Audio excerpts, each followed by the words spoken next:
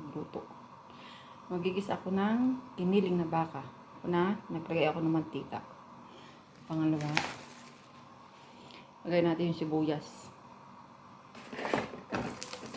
Diba? Tapos ilalagay natin to ng baka. Ay, karning baka.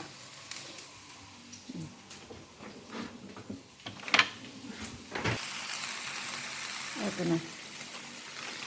Lagyan natin ito ng karne. Nahati.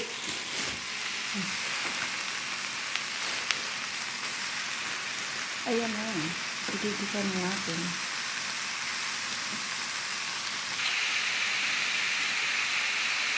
Ayan. Lalagyan natin ang asin. Diba? Ayan.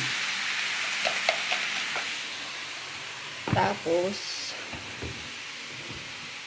paminta.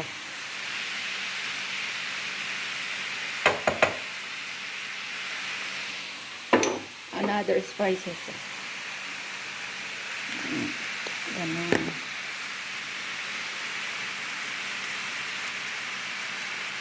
Yan.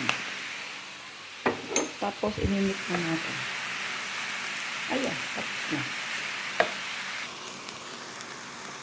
Ayan na ang finished product ng giniling. Giniling na baka. Ay, ito na naman tayo. Nagluto na naman ako ng ng baka rin. Tawag dito chamba. Ayan o. Chamba. Kain tayo. Ulam for lunch. O, diba? Let's eat.